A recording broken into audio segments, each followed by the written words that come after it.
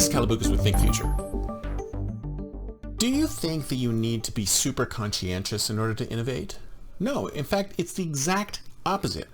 If you're too conscientious, if you're too on the ball, if you're too productive, if you're too focused, then you're going to miss opportunities that are all around you.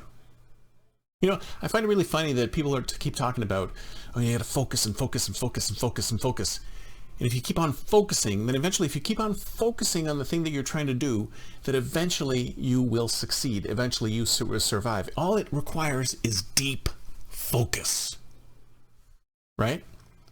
But the problem with deep focus is that, well, this is one of the problems with humans in general, is that we only have so much energy, right? And we're designed to focus on specific things that we feel that we are going to cause us a problem. So we immediately, if we see something that we think that might be dangerous, we immediately focus on that. Or if we feel safe, we don't feel that there's something dangerous, we can create our own set of focus and focus on a specific thing. But if we focus on that specific thing, like let's say there's a particular task that we want to complete, right? If we focus on this specific thing, this specific task we want to complete, and we focus all of our energies on completing this task, if there's other opportunities around, we aren't going to see them at all. We'll be totally blind to them. Now, you've probably heard about the gorilla video at the basketball game, right? I mean, they put this thing in front of some students and they said, I want you to count how many times the ball is passed between players.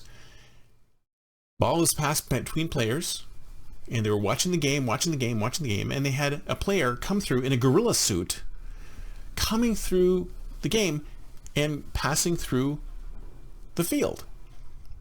And no one noticed it. No one noticed it. There's been other studies where somebody's told, oh, count the ads in the paper, count the number of pictures in the paper.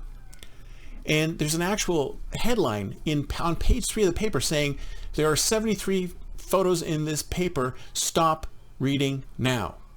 They even put a monetary incentive on one of the other pages and said, if you stop reading now and tell the researcher that you've stopped reading, you're going to win $250. And people still bypassed it because they were so focused on counting the number of photos in the paper. So what does this tell me? This tells me that whenever you're in any kind of endeavor where you've got deep focus on something, where you're focused on one specific thing. I mean, there's a lot of startup founders end up in this place where they're so focused on their startup being a success in exactly the way they want it to be. It does X, and they want to make sure that it does X, and it focused on this particular thing that the startup founder is looking for.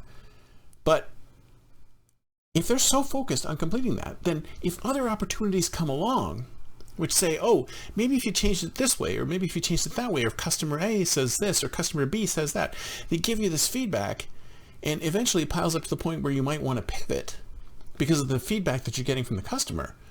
But you're so focused on your vision and making sure that your vision is instantiated that you completely ignore or you forget that it's entirely possible that there's other opportunities out there that might even be more lucrative.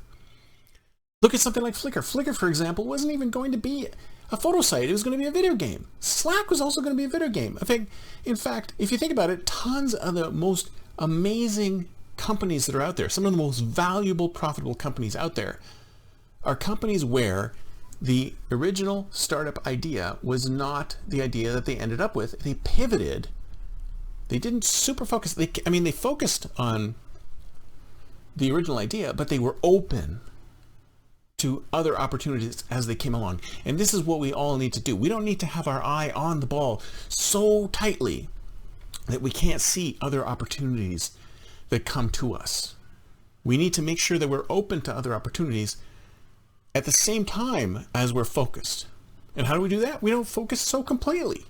We make sure that we spend time observing things outside our area of focus, just in case there are any opportunities that come along that we need to take advantage of.